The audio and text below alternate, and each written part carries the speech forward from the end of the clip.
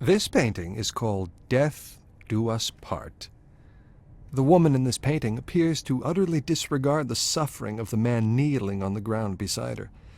Again, we see the recurrence of a dark tunnel, with an ominous figure lurking in the shadows. It seems as though Ackerman is attempting to recreate a moment in his childhood, with undertones of rape and suffering. Note the position of the man in this painting. He is vulnerable, weak, and exposed. Is this how Ackerman himself felt at the time? Cleansing of a soul. For the first time in Ackerman's work, a woman is depicted in a seductive manner. She floats on the canvas, her red cloak rippling in the wind, in contrast to the dead calm of the background. Red, representing passion and seduction, dominates the foreground, but is surrounded by ominous tones of dark purples, grays, and blacks, the colors of death. The woman's eyes are missing, perhaps representing increasing confusion and anger towards the women in his life. Bridge over troubled water. The woman in the foreground seems troubled and stares directly at us, seemingly unaware of the turmoil surrounding her. The vast and tumultuous sky, usually representative of freedom and openness, instead feels oppressive and looms eerily over the landscape. Is this Mark trying to get back at his mother? This painting is called Streets of Prague. Ackerman only lived in Prague for a few years. We can see the recurrence of a dark alleyway. Look at the colors in this painting. It's almost as if the walls are bruised and battered. Clearly, Ackerman had a very negative view of the city. A sinner's pardon. The woman depicted here is clearly in a vulnerable and submissive position. She clutches herself as she struggles to achieve forgiveness. Perhaps one might see this as Ackerman's vision of how his mother should have asked for forgiveness for failing to protect him. The first one is called Abandoned. To the right, you can see a woman lying down, drunk, seemingly unaware of her surroundings. In the center of the picture are two eyes, eerily cutting through the darkness. We know that Mark Ackerman was abused by his father, and felt that his mother, who knew what was happening, stayed passive and let the abuse continue. This is mirrored in the painting, where the woman depicted seems unwilling to react to the approaching danger. This one is called The Pupil. The title suggests that Mark connected with the subject of this painting. Although trapped in his own prison, Ackerman was able to find escape through his pupil, represented by the light reflecting through the window onto the subject. He is using this man to escape from his own prison. The title is Mindless. This man is literally mindless. Note the stitches on his forehead where he was presumably lobotomized. This represents Mark's worst nightmare, being trapped in a prison of both body and mind. Although standing in a corner surrounded by darkness, an open window sheds light onto the scene.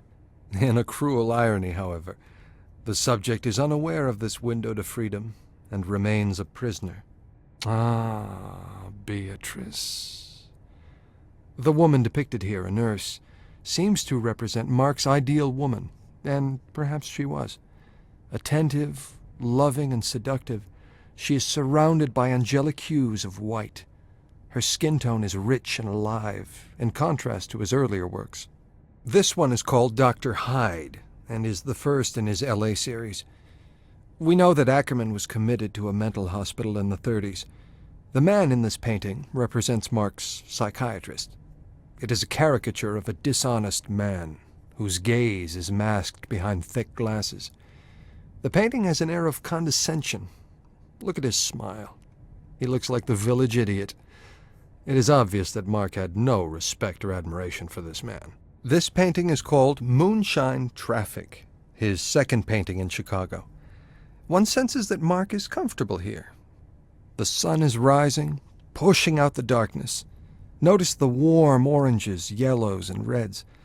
Perhaps Mark is finally at peace and feels at home in Chicago.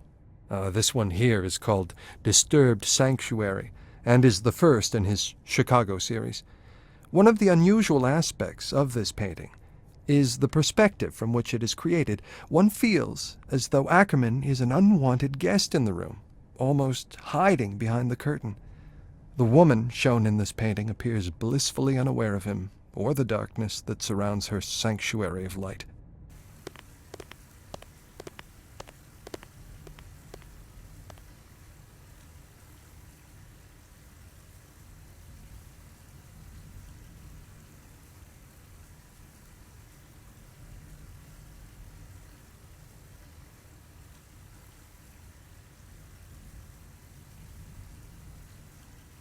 Is this before the opening credits? Or does she understand the context of this now?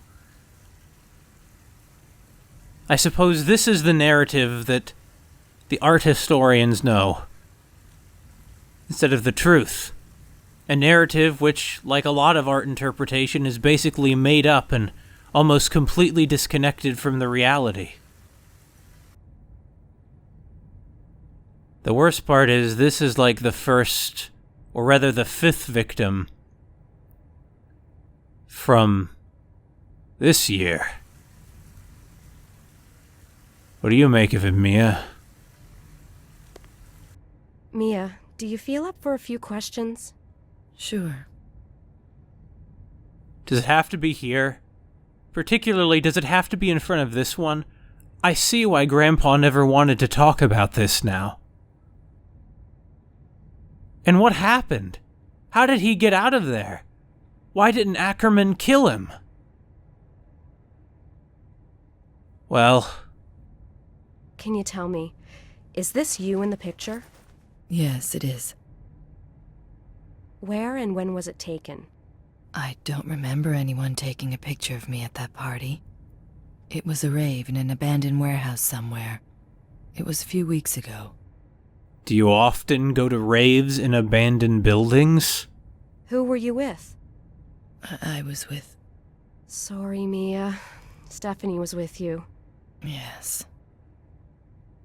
How did you meet Stephanie? I met her at work. So you, Cynthia, and Stephanie worked at the club? Yes. Who's the fourth girl? I don't know her real name. She was known as Queen of Secrets. The rule was never to give our real names to the clients or to the staff. But me, Steph, and Cynthia didn't respect the rule. We often partied. We got pretty close. But she respected the rule and never mixed with us. You were Lady Temptation.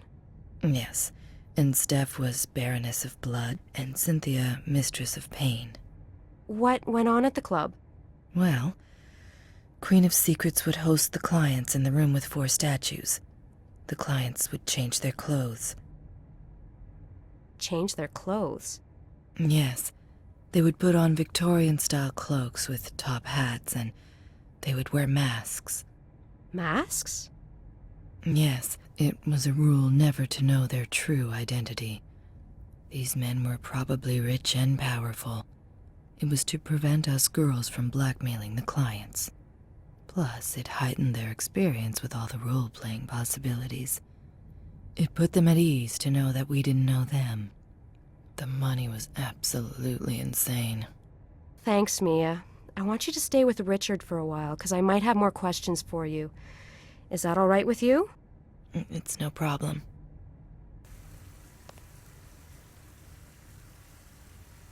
I think that confirms that this killer is part of their club. He was dressed up to hide his identity from them. The killer, Ackerman didn't really dress this way. That was just sort of an or actually no, he did wear the top hat, didn't he? He did dress that way. So there must be some connection between him and this club. What could it be?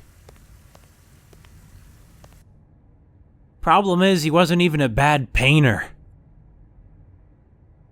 Makes me hate him more. Why am I even looking at these? They're just gonna make me upset. You know? Like, who's that supposed to be? So, at this point, I'm thinking he had some mother issues, and he sort of externalized the blame. He blamed, like, he took out his angers at his mother. Not so much in his paintings, as in these women who he viewed as, like, foul, impure women. And because they're, foul, impure women. I don't need that. I mean, you're right, we don't.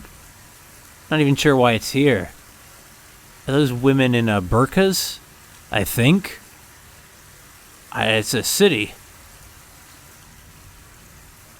Well, anyway. Because these women did something that he viewed as impure. Well, that's the thing. Most of them, I thought, were probably killed when they were unconscious. I guess he really wanted to rub it in when he was taking out Ida.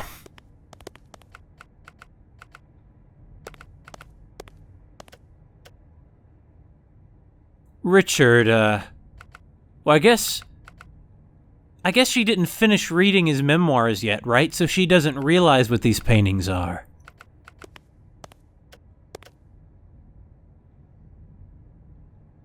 Do you have any more information about Mark Ackerman? All I have is a book that the Department of Fine Arts printed. May I have a copy? Sure, honey, it's on the presentation stand in the center of the exhibition. Why the sudden interest? It has something to do with my case. What? In what way? The killer left 2 messages at 2 of the crime scenes. Disturbed sanctuary and a sinner's pardon were written on the walls. I didn't know what they meant until now. You mean the killer knows about Mark Ackerman? Yes. That seems unlikely. Ackerman's pretty much unknown. This is the first time he's going to be exposed to the public.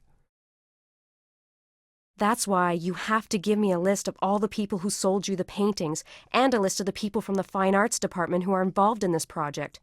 Can you do that for me? Sure, but it'll take time. Thanks. See you later. Okay, I'll go work on that list.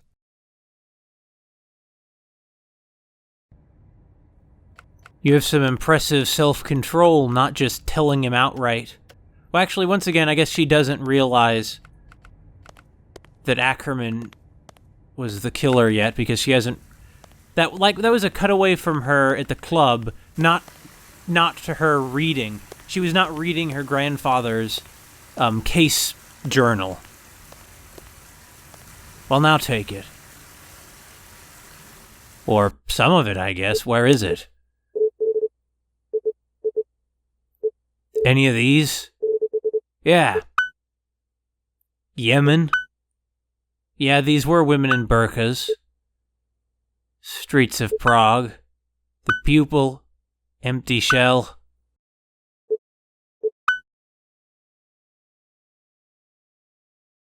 Oh, that's not the one with the lobotomy. Mob Boss. This is the one with the lobotomy. You see some recurring themes. Oh, hey, that's the same street where the junkyard was.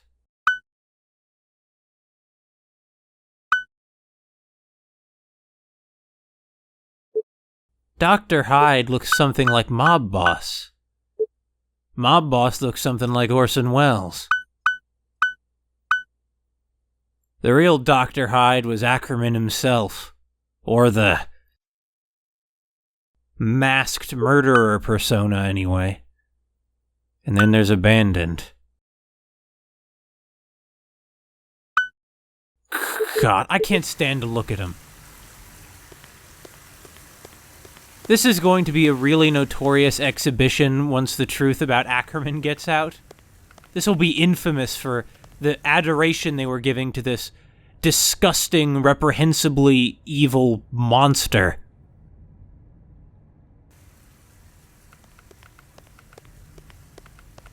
I understand he's mentally ill and, really should probably be subject to some sort of psychiatric study. But in any case, he should not be out in the world. And there's no excusing the things that he did.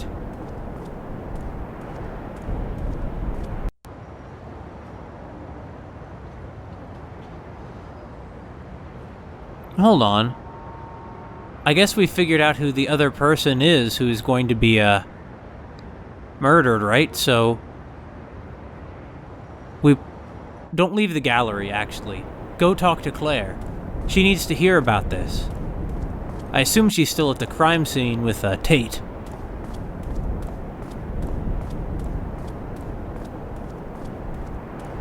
Oh, Tate. Well, if nothing else, at least he's always can be there as a sort of beacon for us in this uncertain world. It's an uncertain time, anyway. It's no wonder that she has such a grisly sense of humor. I guess she has to in her line of work, right? Claire? Victoria, be careful and call if you need me. I will.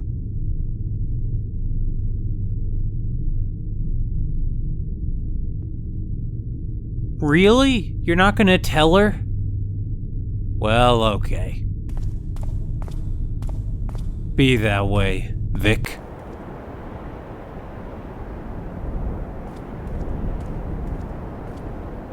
I can't wait till we catch the motherfucker. Me too. Oh, hey, look at the car. For some reason. Thank God I'm not driving that piece of crap. You sure are proud of your 4x4, aren't you?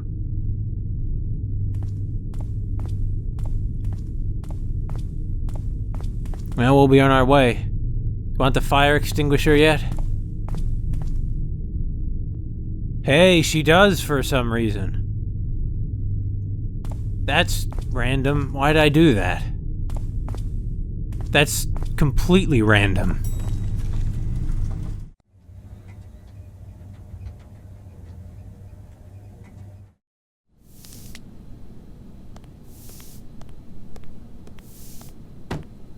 Oh, it's the janitor.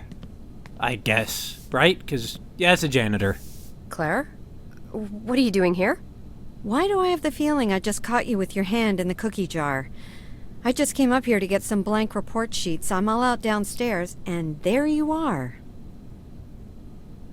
Claire, what's your level of clearance? Level 2. Oh no. Please don't tell me you were trying to find files using my name. Oh, I found them. I just can't access them. It's level 4 clearance only. Oh, I'd love to read them. Don't tell me you have a lead. Actually, I might have one, yes, but I won't go into details just yet. I've been taught to never give any details before you have all the facts. Oh really? Who's the idiot that taught you that? You did at Quantico. Remember? Yes, I remember. Yeah, that was the joke. That was the joke, okay, Vic? Anyways, I really need to get my hands on those files. Clearance 4, huh? I know one person who has that level of clearance, Todd. We never had this conversation, and I certainly never said that you could try the computer in his office instead of trying to get me in trouble. Didn't think you did. Victoria? Uh-oh. You never call me Victoria unless it's serious. You usually cut corners, I know, but why do something that might actually cost you your job? Because I feel responsible for Stephanie's death. Okay, now how is that possible? When I chased our murderer on the rooftop, I had a chance to take him out and I didn't. Why? Did you freeze? I know that happens sometimes, even to the best. I'm sorry, but that sounded like a male impotent speech. Victoria, I'm being serious. I froze, sort of. I was hanging over the ledge. Victoria, I can't believe we're having this conversation. That's not a shot, and you know it. How is your falling to your death any good for the case? Thanks for the tip. Oh, and we never had this conversation. We better not have had this conversation. Never mind. Well, good luck, sweetie. And when you get the final facts, make sure you think of me and share. Of course I will. Thanks for being you. Good old Claire. This is so reckless. Well, hey, this can be Todd's Christmas present to us for the year. Don't mind me, janitor. The boss's office. It's locked, of course. Janitor, you wouldn't happen to have keys, would you? I mean, I suppose a janitor has keys. They have to clean the building, right? Want to do something with your life, janitor? Well, I mean, you already are, but... Hey, do you think I could borrow those keys? Over my dead body, senorita. Is that so? Well, that is his job.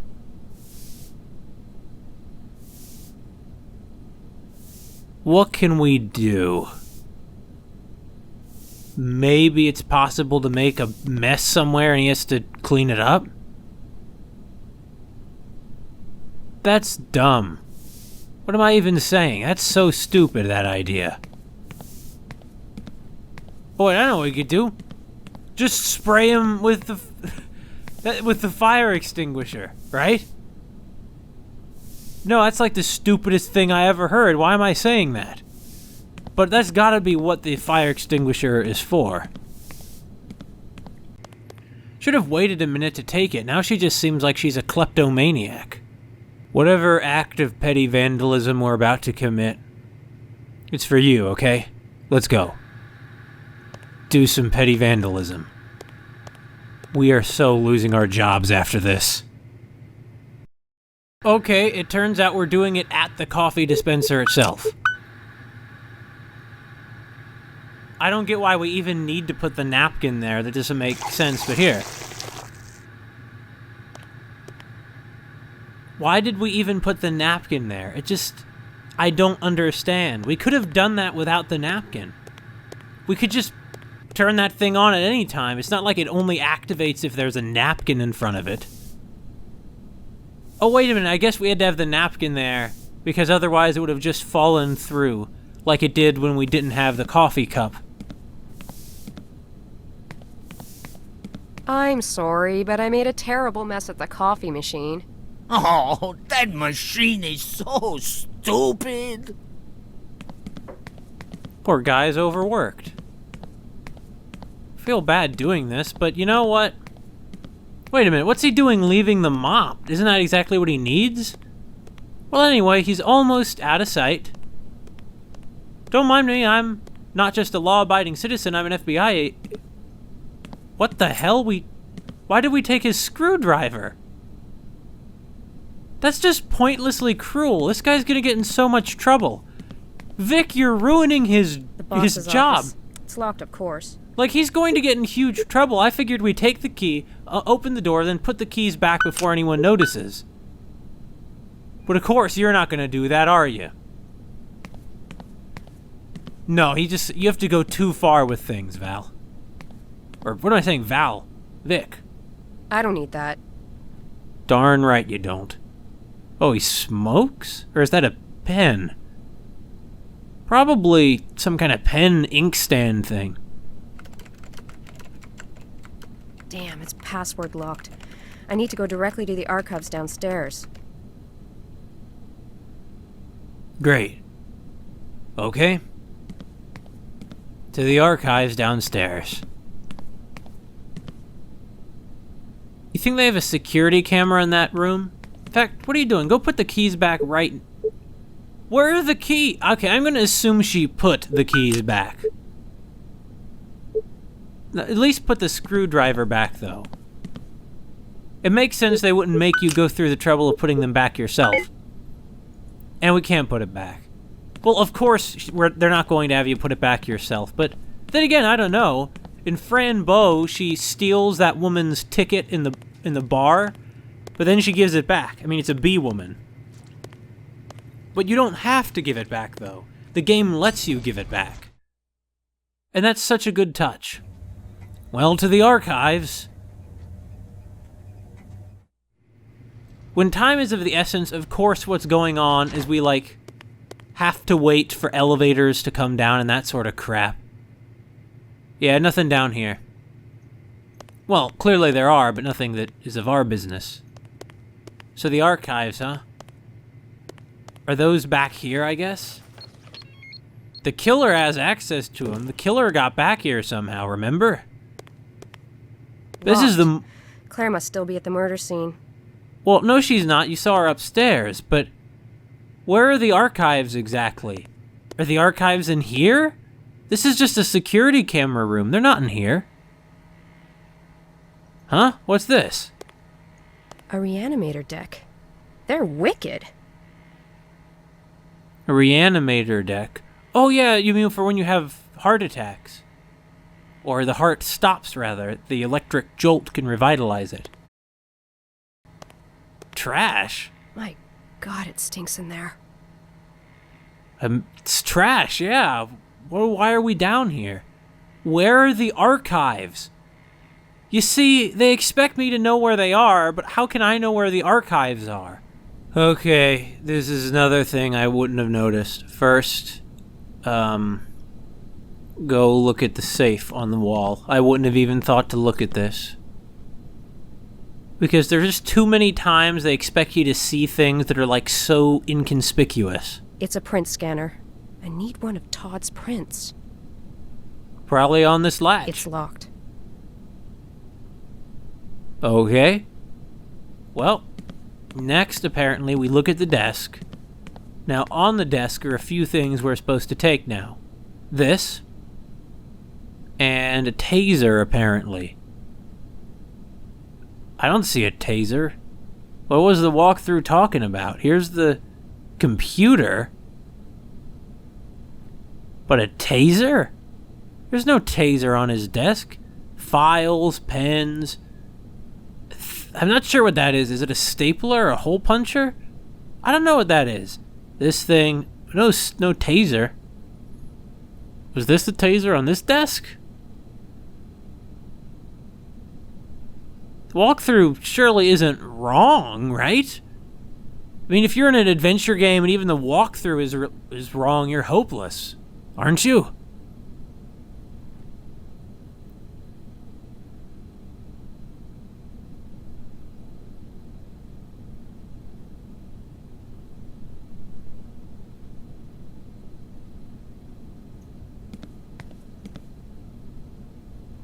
It says, get taser from left table is what the walkthrough... There! But didn't I pass over that already? Why would they expect you to notice that tiny little thing on this big desk? They don't have like a line of dialogue like, say, look at the taser on that desk. There's no indication. That's terrible. Terrible. Because you can't see what the hotspots on the screen are you can click on at a glance. It's never clear. Well, okay, back to the fingerprint station. We did this before. I'm sure we can figure it out again, right? Right. So, we got the mug. Get that out. Where's the brush? There's the brush, and it's still very twitchy.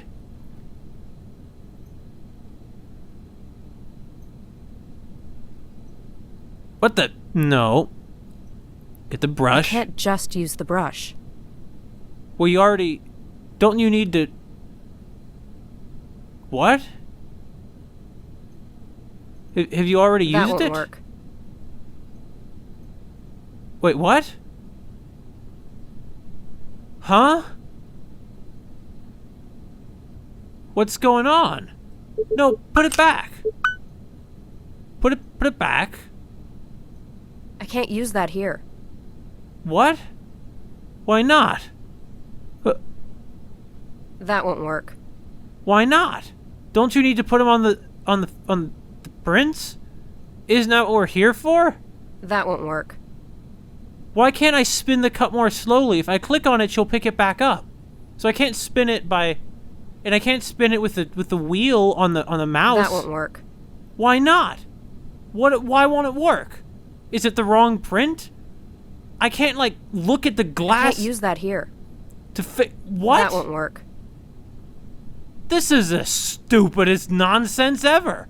And look at it twitching. It's even buggy. Well, I'm going to assume that's not in the original game, and it's because I'm running it on a modern operating system. Or a contemporary operating system, I suppose I ought to say.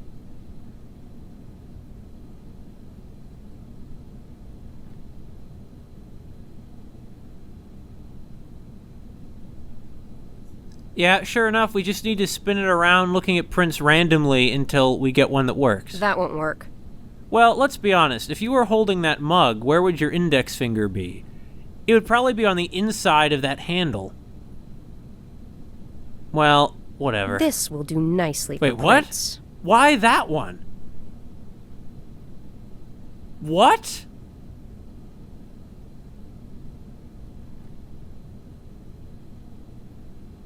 This game has had a bunch of really stupid puzzles, and this one makes sense more or less, but somehow this is the one that's upsetting me.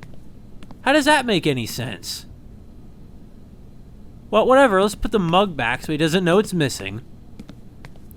Like the cooking puzzle, that's the stupidest thing ever. You're not gonna put a... Really? Okay, fine, incriminate yourself. What do I care? I mean, you're going to be doing this illegally anyway. I guess if it saves lives. Maybe that... See, stupid puzzles justify saving lives.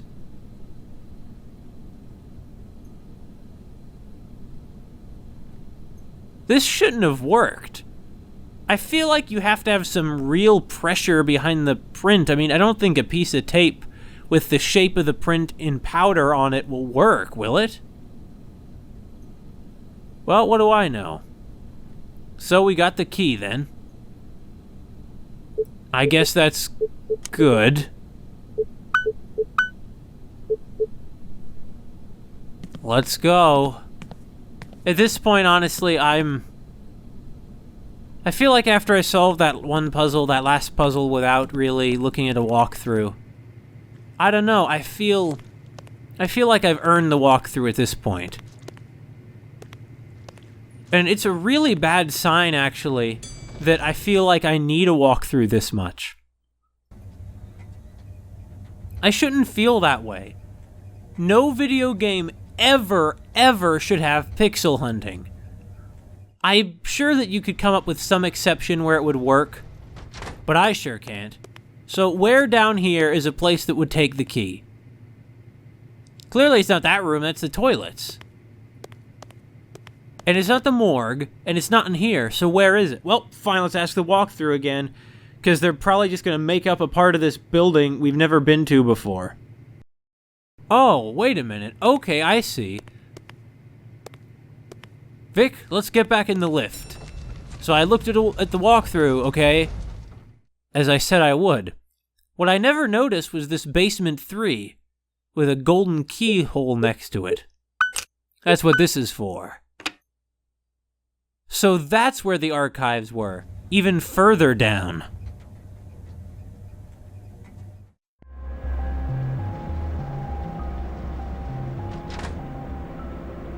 Despite the music, I'm not convinced this is as dangerous as the Blue Lotus.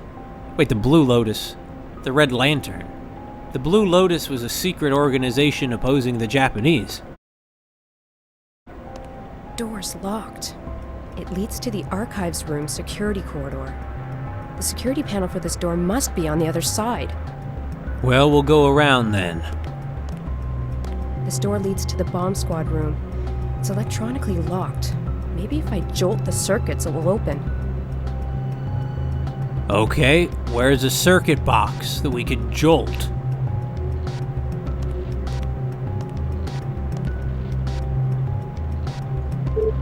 Well, here's a good place for this. So unscrew it. But you see, why would she have stolen that already?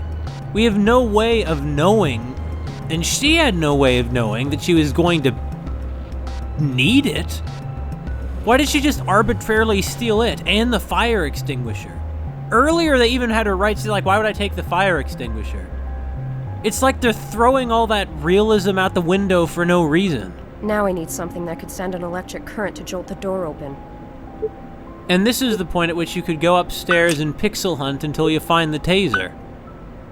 But fine, this is really dangerous, though. But fine. Careful!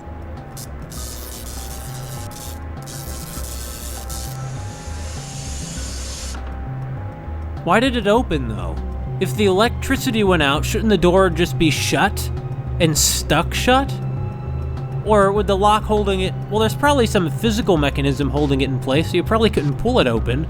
If anything, it should just be impossible to get open now without smashing it in. But whatever. Like, does that mean if there were a power outage, the door would just open? Well, I guess that makes some sense, you know. If you were in here, you'd want it to happen, but it just seems like terrible security precautions. In that there is no security precautions. Guns. So if the killer shows up, we can kill him. M16A1 assault rifle with forward assist and a birdcage flash suppressor holds a 20-round mag. The boys in SWAT have all the fun. What? I have to say, though, the guns probably aren't loaded anyway. This door is locked, right? Well, maybe all we need really for the archives is this computer. What?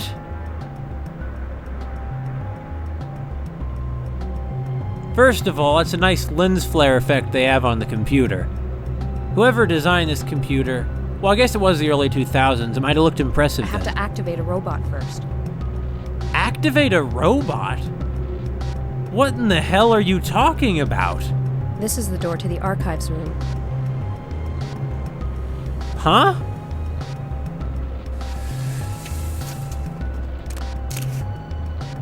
Oh, there's a robot. What?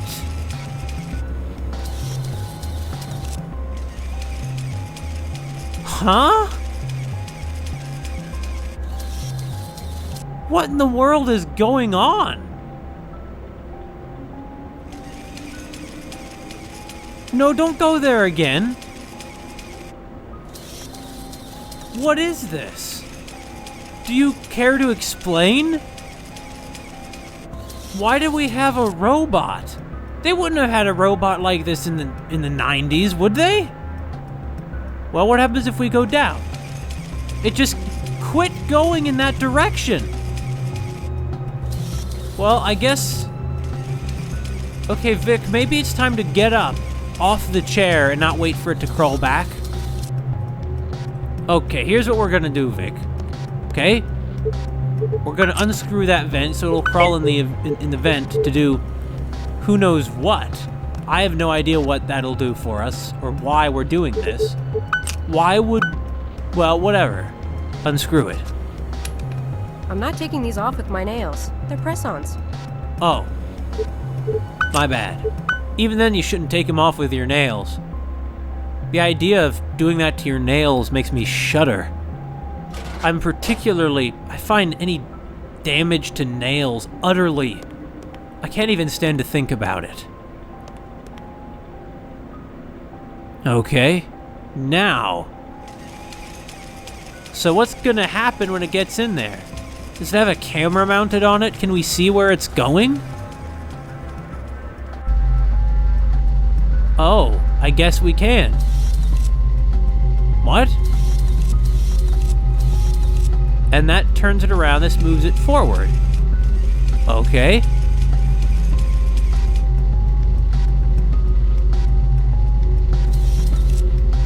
What the hell?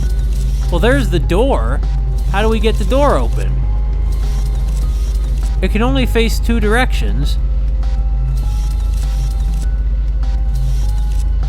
Oh. Huh? It just keeps going till it bumps into something, is that it?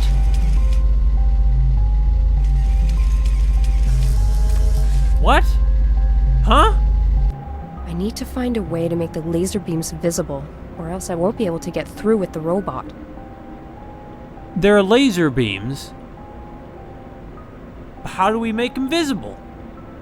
Where is the room? It's through this door out here, right? Door's locked.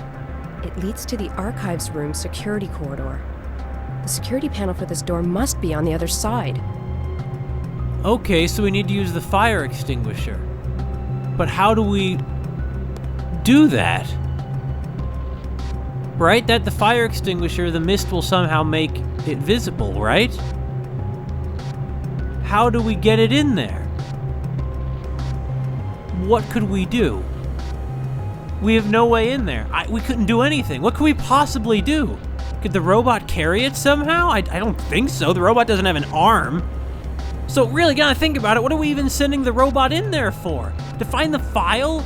Okay, according to the walkthrough, and I have no clue why we would ever think this would work, the robot will climb on the door. My God. Why? Why can it climb on this surface? What established this? Well, whatever. You see, how would we have known it would do that?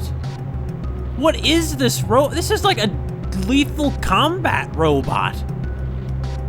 Well, sure, okay. Robot is out of the way, and I suppose it opened the door. Hope it doesn't shoot us when we open the door. Where's the robot? Where did it go? What? Well, whatever. Now use this.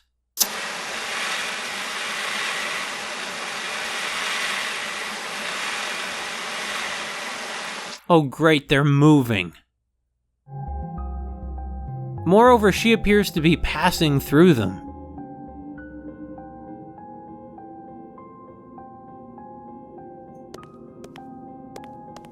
Huh? No way I'll walk blindly through a field of deadly lasers. Hold on, they're deadly? Like you touched them and you're fried? I don't think lasers of that kind even exist. It makes sense she's coughing. Wait a minute, hold on. Why did the fire extinguisher shoot out green-yellow gas?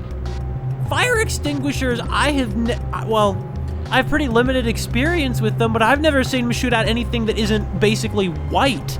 Sort of whitish colored. Why is it yellow? Why are there deadly lasers and laser shooting robots in the basement?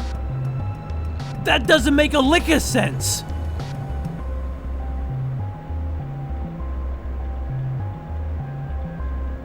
The reason that it's okay in something like, say, Dropsy the Clown, but not here, is that Dropsy's already surreal. It's already like, we're a degree removed from reality. I guess I was wrong about when this takes place. I guess it's actually in the near future, and not when the game came out. When, like I assumed, is when it took place. Okay, fine. We're gonna send in a robot, and what's it gonna do? It's not like it moves that fast. I just have to dodge the two lasers. And they're really deadly, lethal lasers? Also, how many robots do they have here? What happened to the second robot? Where did it go? Did it just die? Did it just explode after it blew up the lock? Why? Why isn't it still there?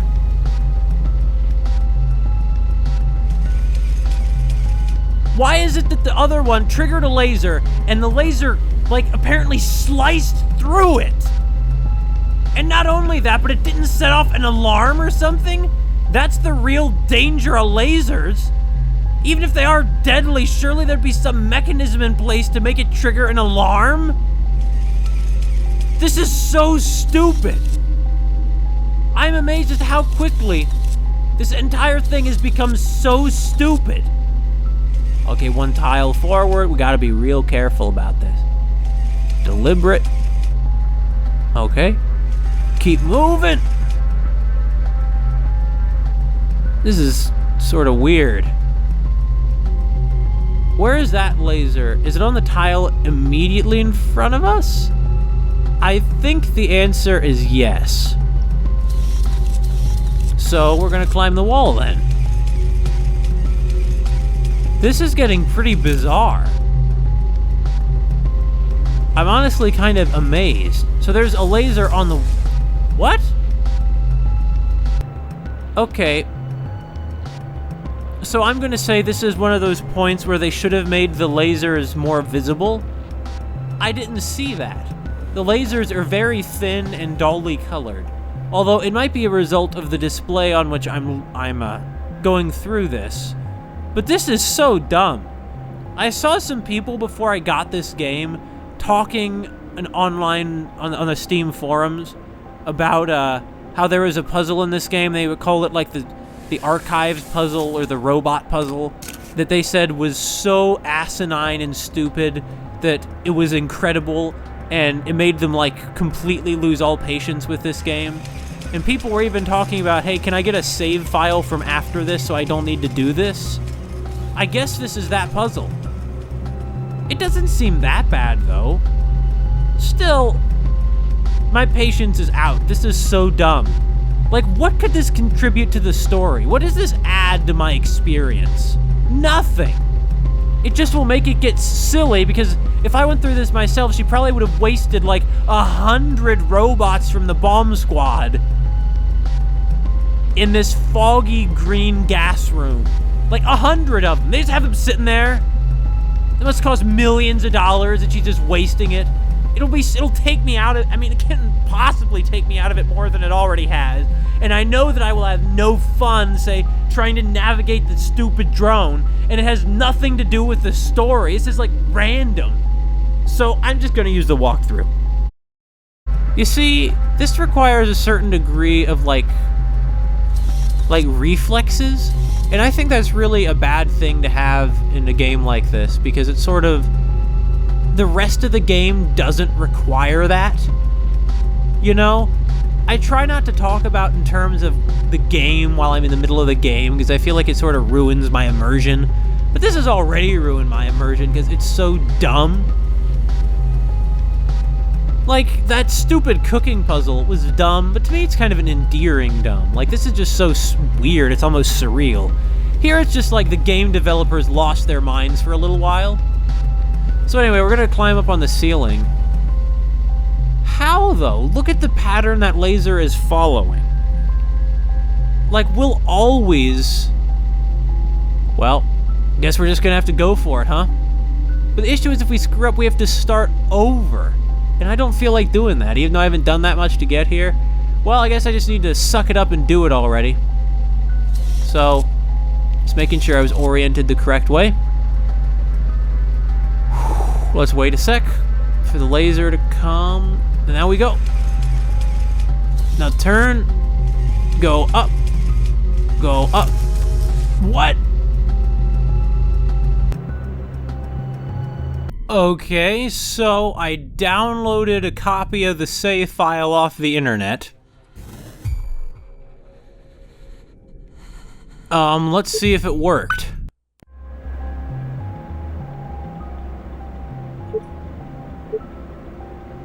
The issue is, how would I know? Well, the lasers aren't active, so I guess it worked, right? Great!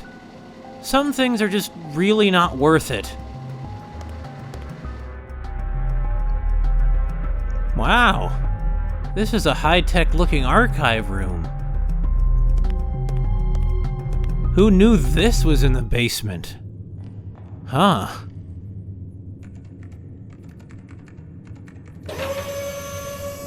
I will say that I can see merit in, maybe except for the safe puzzle, all the other puzzles. But that robot one was really unbelievable to me. It's completely out of place, completely ruins your suspension of disbelief even more than the safe. And it's so random and needlessly difficult and dependent on skills that are totally unnecessary anywhere else in the game. In any case, the file was erased.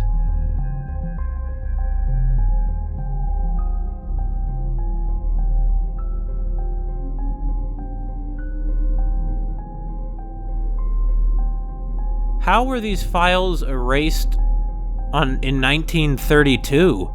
This computer system wasn't here in 1932. Well, if this is on an alternate timeline... Oh, here, finally one that was checked out in 1932 by Grandpa.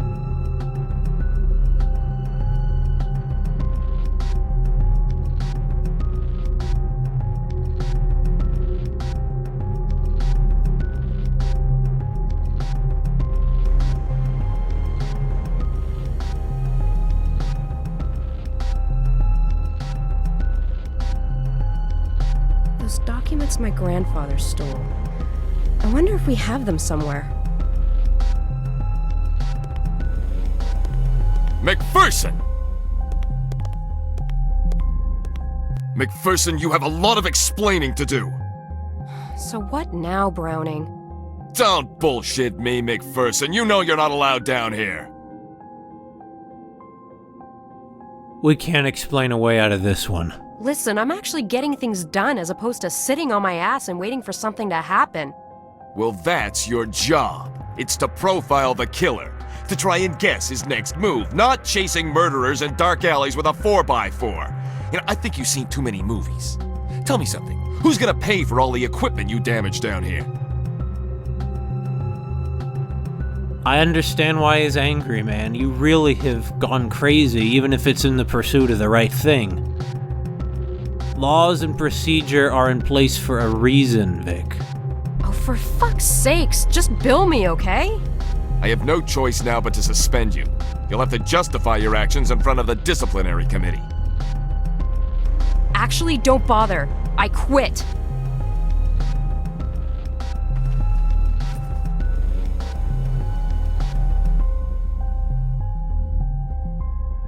Oh, that's just what I expected from you. A quitter. You're nothing but a little rich girl who, when she doesn't get things her way, just quits.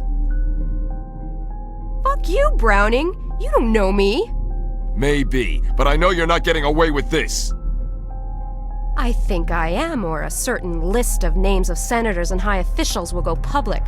A list of names belonging to a certain S&M club.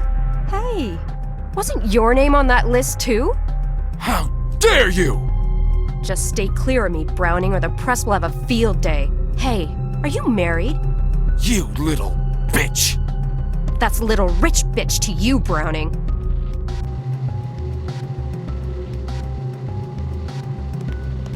Huh. Well, see ya, Browning. Guess that's one way to get out of a federal crime. Yeah. He's not a nice guy. But anyway, we have the files we need, and this can be like our final case. Right? We'll go kill the killer, and that'll be the end, right? And we'll probably... Well, it will be justified self-defense, but we put ourselves in that position, so maybe it won't be justified. Well, once you're there, he will try to kill you, but... Well, who can say? I guess Browning was a nasty guy to the end. He's right, you know, we're breaking the laws in an exceptionally reckless way. Well, Dad, maybe you can give us a few comforting words and some hot chocolate while we read about an evil, evil man.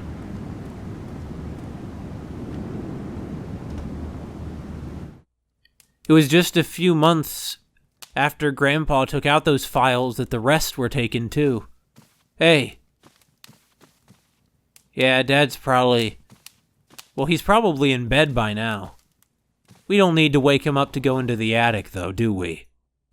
No, we don't.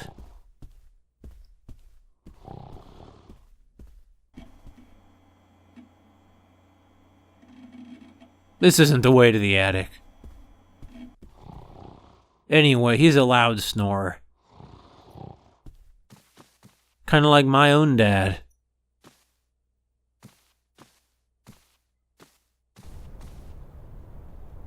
Is there anything else in the chest? Well, there must be. But I guess the question is, are these files in there somewhere?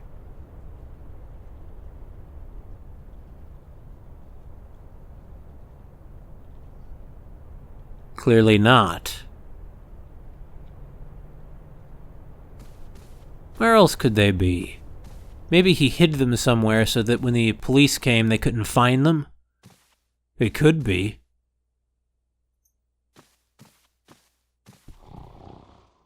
In the painting? Near the silver flower? I don't know why, but I never liked that painting. Thought he was going to change these chairs. Each time I sit in one, it doesn't feel like I'm eating, but ruling a small country. I will say they are some impressive-looking chairs.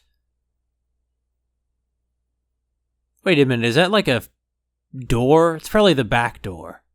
Well, I mean, it's clearly a door, but I guess I was thinking if it was a door to outside. I would feel a little uncomfortable eating with my back to the door.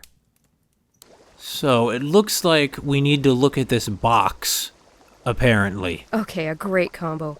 A shot of ice-cold vodka, a glass of good red wine while dipping in the tub. I'll get to that later. What? No, I mean the box. Look, the walkthrough says...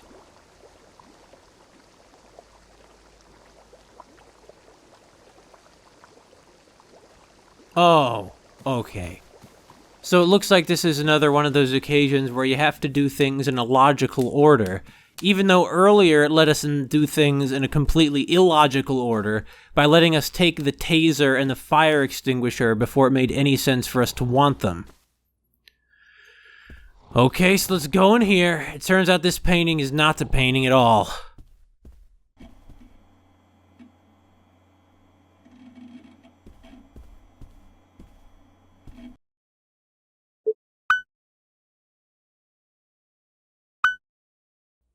The head of Baphomet. Oh, it's a demon, huh? There's a lump here. I need something sharp to cut through, but I don't want to damage the painting. It is a nice painting. Well, now let's go find a knife. Now, I would think to look in the kitchen, but no, of course not. The walkthrough says, why would you have a knife in the kitchen that you could use? Of course not. Because the walkthrough says, rather, go into the jacuzzi room, where there's a toolbox. Why is there a toolbox in the jacuzzi room? Well, it says click on the lower part of the toolbox. So the toolbox is this box. Right? What other box is there? But she won't look at it now. Why won't she look at the toolbox? Am I reading this right? The walkthrough says, so you look at the painting, go to the jacuzzi just before the kitchen, click on the lower part of toolbox to get X-Acto knife. What? Oh, it has to be that specific spot of the toolbox. No other part of the toolbox for some reason. Why? Why only this spot on the toolbox? That doesn't make any sense. Why couldn't you just click on the toolbox? Why isn't anywhere on the toolbox enough to make her look at the toolbox? Why does it have to be that spot? God, it's like this is falling apart. The game is. Like, it was so solid, most of it. I mean, there were weird bits here and there. But now the robot puzzle and some really finicky pixel hunting.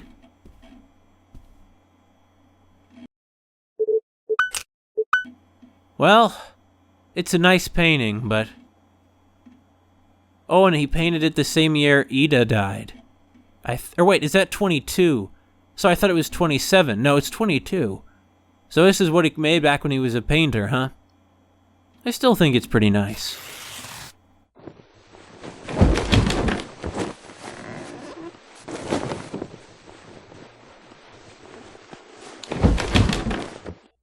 The documents. I was living a nightmare. Edith's suffering had just ended, and mine was only beginning. I took to the streets, blinded by sorrow. Why couldn't I protect her? What if I hadn't taken the case? But Milena's sweet voice brought me back to reason. She suggested we hide somewhere since the police were sure to be looking for me. Vladana's place was the safest spot, but we couldn't stay for long. We all had our reasons for leaving Prague. As for me, I wanted to get back at the bastard. We got out of the city on a small boat, and a couple of Roman's friends set us up with a ride to another town. From there, we took a train to Le Havre, France. We bought 4 tickets for New York City. America wasn't the country I had left behind. Poverty was at an all-time high, and the economy at an all-time low. We managed to get in through some of my connections. Then I got this in the mail. One article was about a series of murders in Chicago that were the same as the ones in Prague. I contacted Chicago authorities, but they wanted more proof. Even so, it was enough for them to confront Herbert Ackerman. He countered with an offer they couldn't refuse. Money, lots of it. Ackerman's name was safe, but they forced him to commit Mark to an institution. Fearing blame for the murders, I crept into the offices and stole any documents that might protect me. I found a full confession signed by Ackerman telling the story of his son. That bastard is in the loony bin where he deserves to be. I heard that they moved out west. Some years after, a cop from LA contacted me about a case. Strange murders of prostitutes, badly mutilated.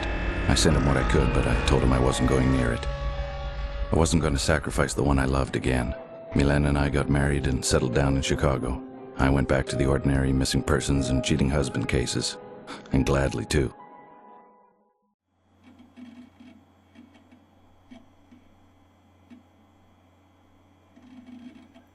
We were working the yard that day. Milena was tending to the flowers, and I was mowing the lawn when the phone rang. It was a cop from LA. My heart started beating very fast and my palms filled with sweat, and it wasn't because I was mowing the lawn. His name was Michael Harrison, and he quickly confirmed my greatest fear. He was working a serial murder case, and he was at a loss.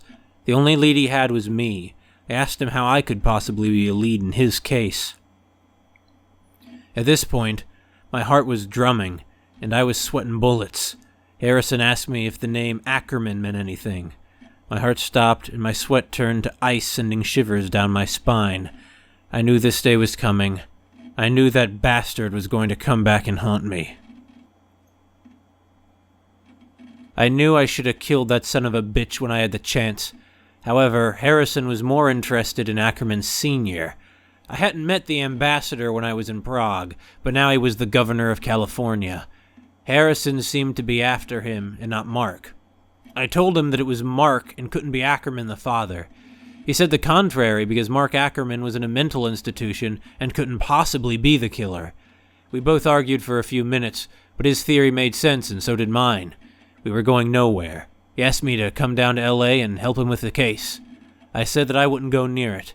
His case was oddly familiar. 5 dead prostitutes, all of which were stabbed and eviscerated. The only difference was that the killer in LA kept body parts, the victim's hands or feet.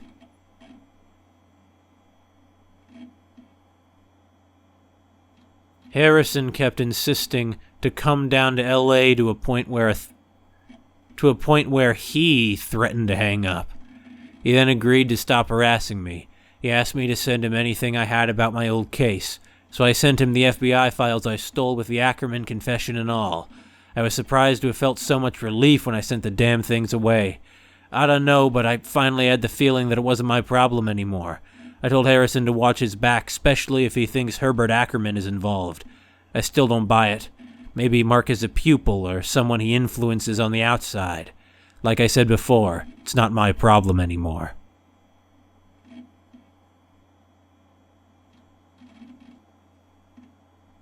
I have a feeling that he tricked you, this Harrison guy. Probably the governor just wanted to get these documents about his son back and put this guy up to it. I guess the question then is, well, I guess there weren't murders at all. It was just made up in order to get him to send the documents. Huh? Hello? Hi, sweetie, it's me. Hey, what's up? I answered the phone at your desk because the damn thing kept ringing. Anyways, this guy named Vaclav something was a little hysterical. He said that he heard a scream and some noises coming from his neighbor's apartment. I figured it might be important, or you might know what he was talking about. Yes, I do, thanks. I'll check it out. Oh, did you find anything in the files you were looking to access? Yes, but not as breathtakingly revealing as I'd anticipated. But it's given me a new lead. I think I'm going to LA. LA? Why LA? It'd be too long to explain, but I'll fill you in as soon as I get the chance. Before you leave, I hope. I'll try. Anyways, I gotta see what's wrong over at the campus. Okay, sweetie. You be careful. I always am. Bye. Bye.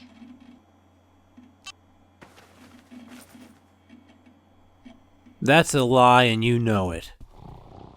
Just our adventures earlier tonight show how not careful you are. Breaking into that facility, wasting all those robots.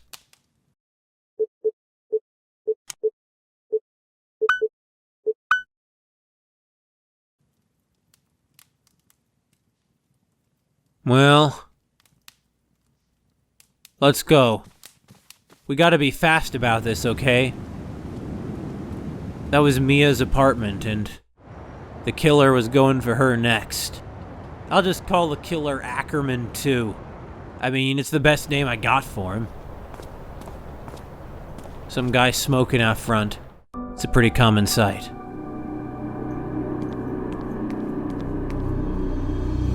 You don't think Vaclav really is in on it and is luring us in? He could be. He was part of that S&M club. Mia?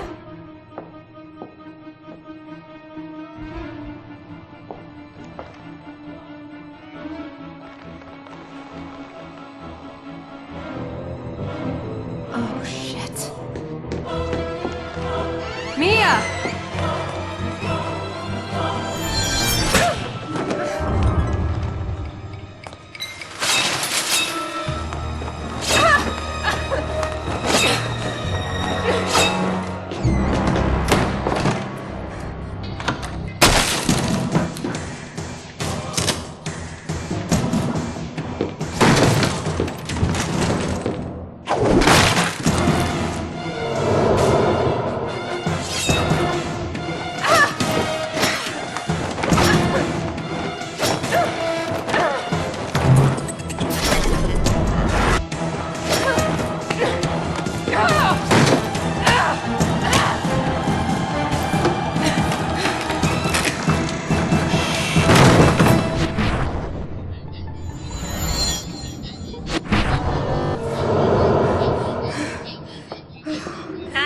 Emergency, what are you reporting? Special Agent Victoria McPherson. I need assistance. Yes, ma'am. Please give me the address and location. I'm at the university. I'm...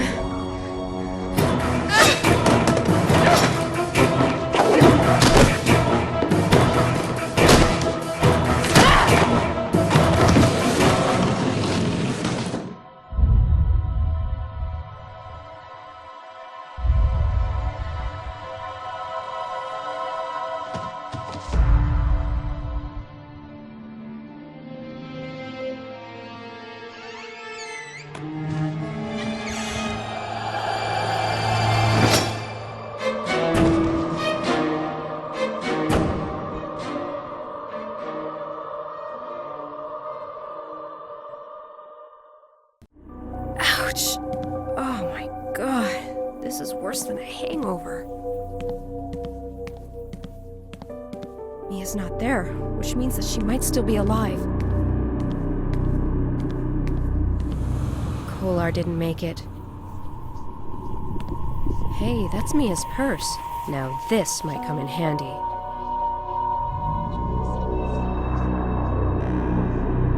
I'm amazed he didn't kill you.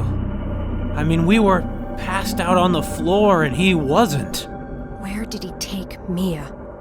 Think, Vic. Think! The messages he leaves behind. Of course, the paintings!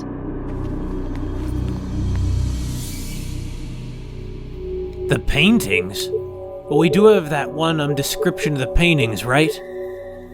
Where is it? Here it is.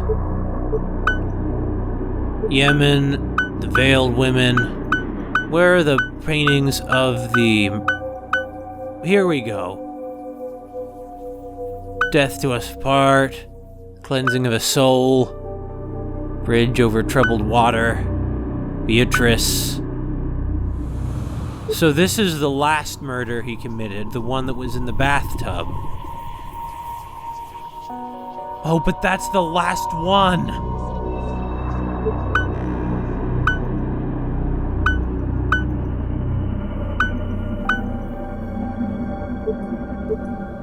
Damn it. Maybe we should go to, Well, no, we shouldn't. We gotta be fast. We gotta do this. We gotta be decisive. Where could he have gone? I mean, I guess he couldn't go to the art gallery again, could he?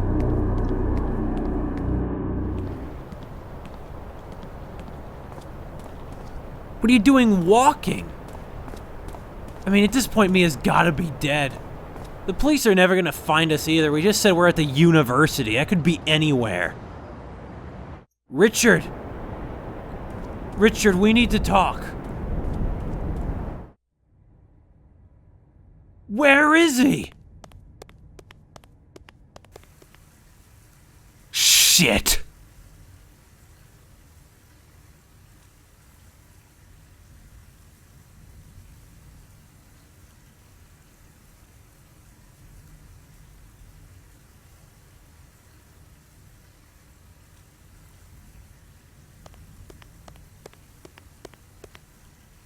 Granddad was probably right. Maybe Ackerman had someone on the outside.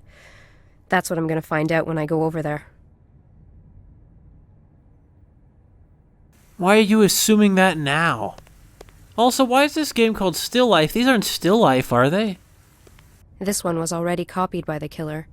It was the 4th victim, Natalie Kenworth. She was found in the sewers.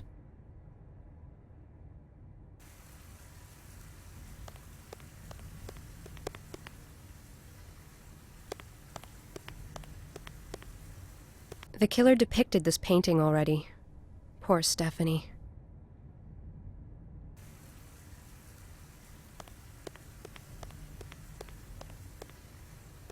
I don't think our killer took a plane ride to Prague. I kinda doubt it too. This is a murder portrait, and our killer hasn't used it yet. So what might we find in this portrait? What bridge is there that looks like this? That must be the Charles Bridge. All right. We should close this exhibition. Can't use it. Richard left with the keys. Oh. Really, this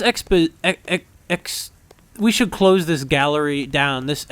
I mean, the museum has already spent a lot of money on it, but these should not be exhibited. At least not now. I recognize the murdered Apollina. The killer hasn't used this portrait. This red drape was floating in the water next to her. She was found at the watermill. So we have a couple different places that the next victim could be. A bridge or a watermill. That's Ackerman's masterpiece, as he once said to my granddad. I don't think our killer has gone as far in his sick, twisted game yet. What, you mean to do this to somebody? Because, I mean, he killed somebody and made him watch like that? Oh, God. Well, he couldn't mean to do it to you because he tried to just kill you outright. Besides, he's clearly very gendered in his view of things. He wouldn't choose a woman. Disturbed Sanctuary. We've seen this one already. Cynthia Woods, our 5th victim.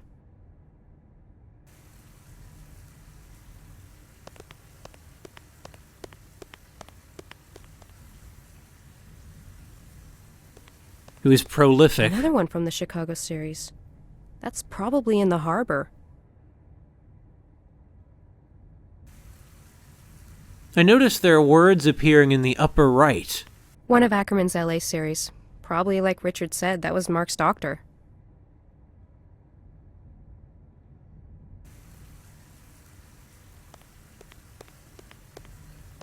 Probably from the mental institute in LA. The thing is that a lot of mental institutions really do treat the people there terribly, like they're not people.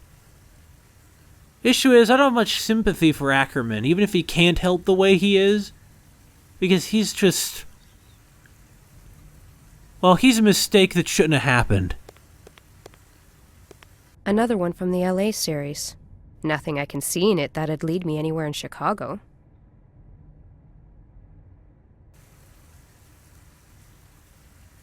So lots of stuff pointing to Los Angeles. But what's that going to do for us? Is there something we can see in the book? Maybe some descriptive passage?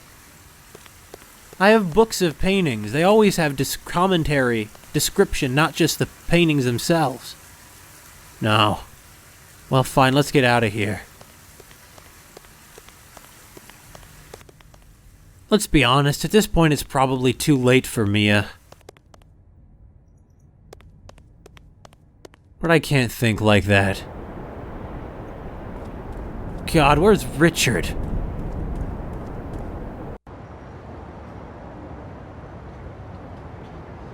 A bridge, huh? There's no new areas appearing. What am I expected to do then? I can use Richard's computer to help me find the possible location. Oh God, look at all the... Oh God. I don't like our picture next to it. Robert, I'm sorry, but this stuff you like is trash. It's worse than trash. So here are our keywords. So how about Harbor, Chicago, Bridge?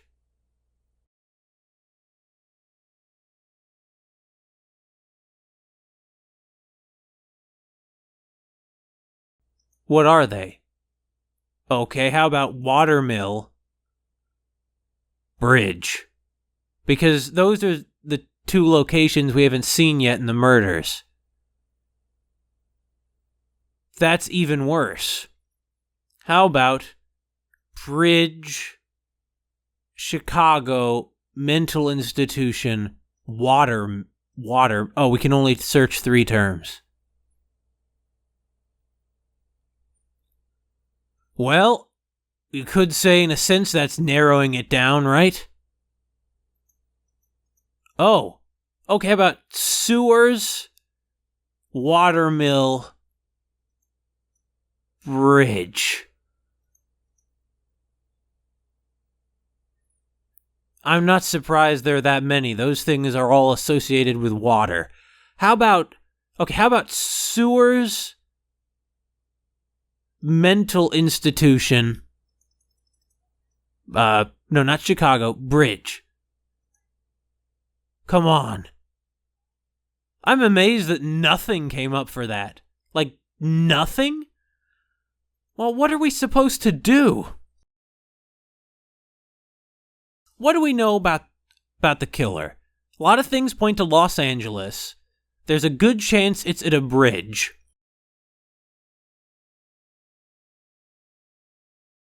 Well, that's a start. What? No bridge in... What the hell? You telling me there's no bridge in Los Angeles? That's ridiculous. Why is there no results for that? Well, whatever. Oh, jeez. This is a terrible search engine. I'm gonna look at the walkthrough.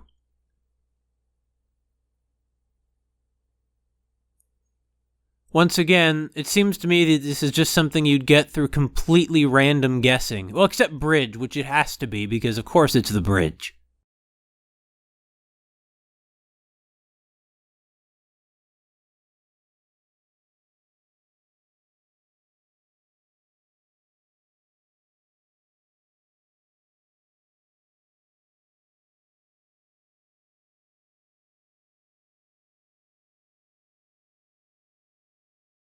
That's it. That's gotta be it.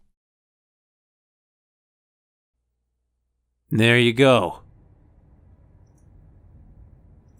Well... So we were in Chicago. Huh. I wasn't sure what city this was. A lot of murders in Chicago. All right, to the bridge.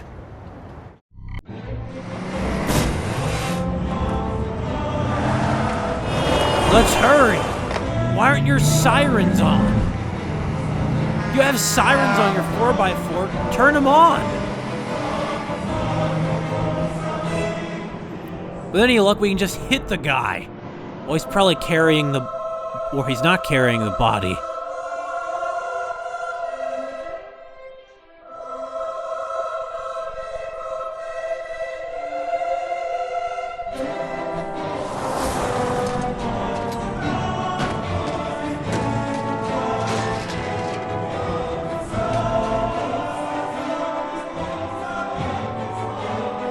Shoot him! Shoot him!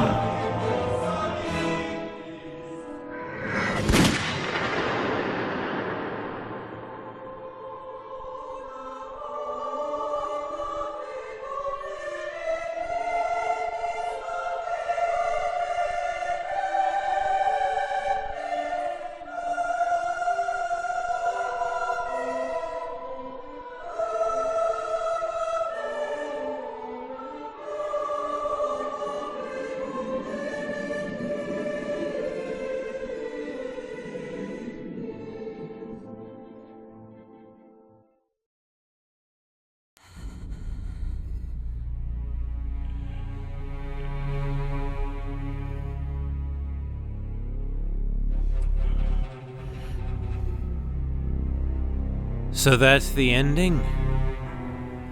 I get now what people mean when they say that it's an open ending. Some people, like I said at the beginning, said the ending, they thought it was a complete ending, but I don't feel like that was a complete ending at all. Oh, well, I guess that answers whether Mia was alive. Thank God.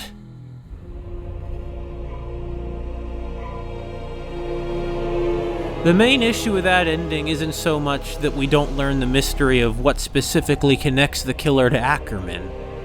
It's more that we never learn either that or who the killer was. Just one of those would have been enough. Now, I actually have Still Life 2, but I don't know, man. I feel like the ending of that sort of got a lot weaker than the rest of it, which wasn't that good to begin with. It certainly had its moments.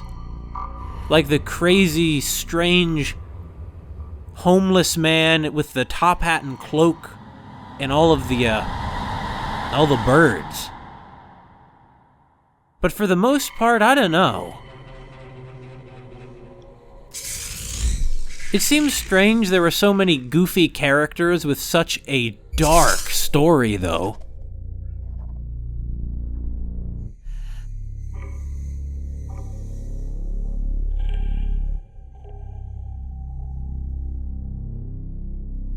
A lot of the puzzles I thought were not just bad puzzles.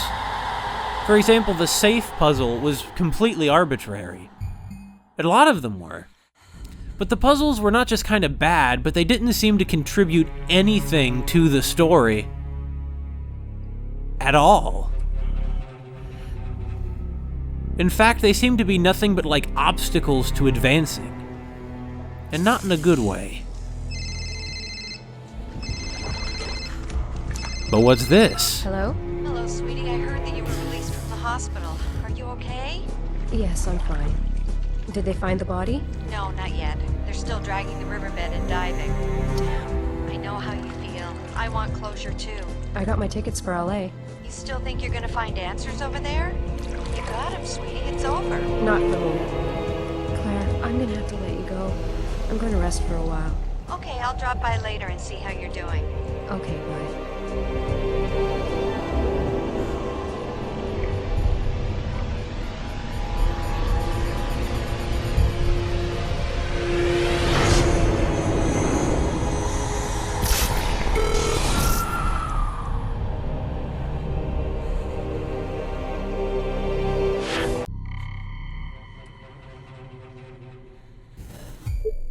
And there you go.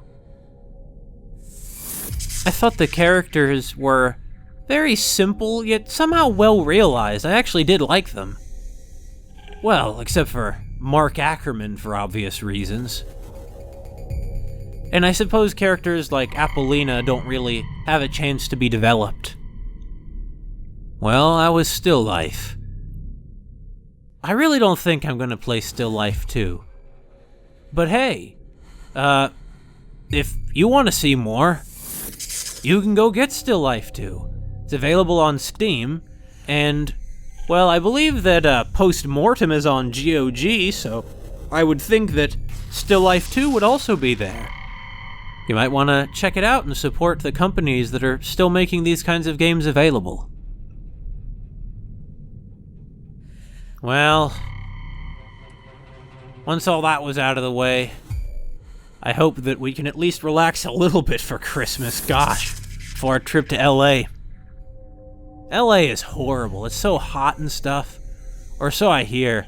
I guess I should say that I've never heard anything about LA that made me think it'd be good. Though I do wonder, though, is Mark Ackerman even still alive? He must be really old by now if he is. You know, in the real world, there's still a lot of unsolved cases out there. Guess this might be one of them. Except here, I think there's been some sort of government cover-up. I guess one final comment about Still Life. Or two. I appreciate the consistency of the art theme. And this is the big point I want to make. Kind of like a Why Am I Dead at Sea?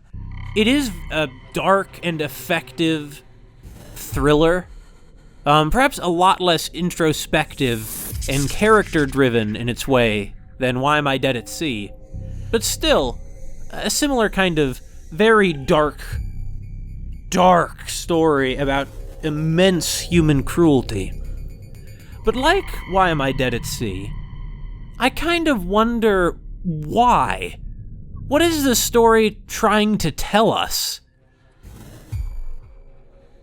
Well, I'm not sure it's trying to tell us anything is the thing. And I don't know, I guess I want something a little more substantial from my video games, as I do from the other media that I consume. Well, at least the Top Hat Man is dead. Well, probably, but there's only so much that can happen to you once you've been shot and fallen into a river. This was a controversial ending. I saw a lot of people upset about it when I read some comments after I beat the game. Those viewers I sent away earlier are probably going to be pissed at me when they come back. Oops.